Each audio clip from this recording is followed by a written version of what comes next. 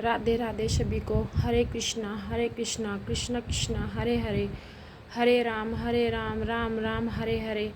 मैं वैशाख मास की शुक्ल पक्ष की मोहिनी एकादशी की महिमा आप सभी को सुनाने जा रही हूँ। मोहिनी एकादशी 19 मई की है।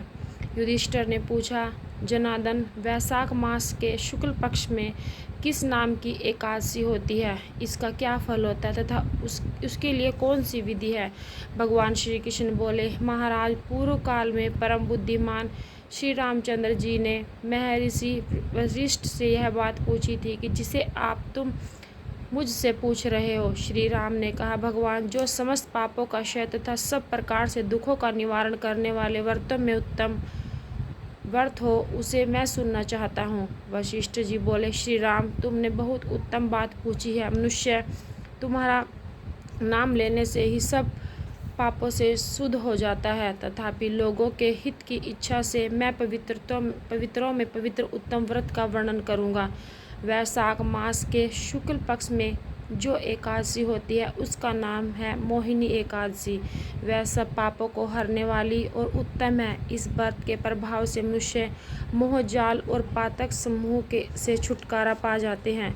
सरस्वती नदी के रमणीय तट पर भद्रावती नाम की सुंदर नगरी है। वहाँ धृतिमान नामक राजा, जो चंद्रवंश में उत्पन्न और सत्य प्रतीक थे, राज्य करते थे। उसी नगर में एक वैश्य रहती थी जो धन धान्य से परिपूर्ण और समृद्धिशाली था।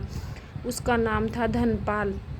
वह सदा पुण्य कर्म में ही लगा रहता था। दूसरों के लिए पोछला, कुआं, मठ, बगीचा, पोखरा और घर बनवाया करता था। भगवान श्री विष्णु की भक्ति में उनका हार्दिक अनुराग था। वह सदा शांत रहता था। उनके 5 पुत्र थे, सुमना, मेधावी, सुकृत और धृष्ट बुद्धि और घृतिमान।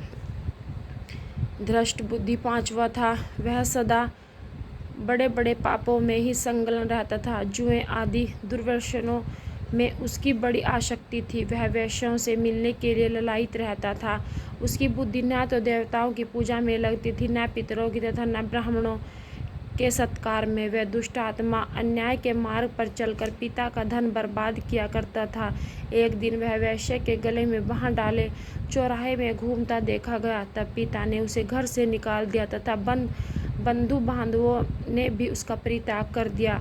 अब वह दिन रात दुखी और शोक में डूबा, कष्ट पर कष्ट उठाता हुआ इधर उधर भटकने लगा। एक दिन किसी पुण्य के उदय होने पर वह महर्षि कौंडिन्य के आश्रम में जा पहुंचा। वैशाख का महीना था। तपोवन कौंडिन्य गंगा जी में स्नान करने आए थे।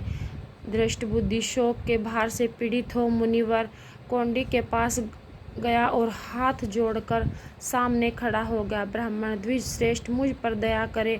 ऐसा कोई व्रत बताइए जिसके पुण्य के प्रभाव से मेरी मुक्ति हो। कौंडिन्य बोले, वैशाख मास के शुक्ल पक्ष में मोहिनी नाम से प्रसिद्ध एकादशी का व्रत करो। मोहिनी का उपवास करने से प्राणियों के अनेक जन्मों के किए हुए मेरु पर्वत जैसे महापाप भी नष्ट हो जाते हैं। वशिष्ठ जी कहते हैं कि श्री रामचंद्र जी मुनि का यह वचन सुनकर धृष्ट बुद्धि का चित्त प्रसन्न हो गया।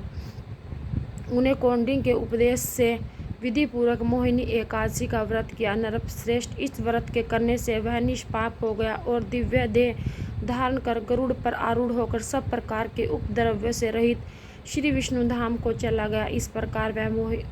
इस प्रकार यह मोहिनी का व्रत बहुत उत्तम है। इसके पढ़ने और सुनने से सहस्त्र गोदानों का फल मिलता है। राधे राधे।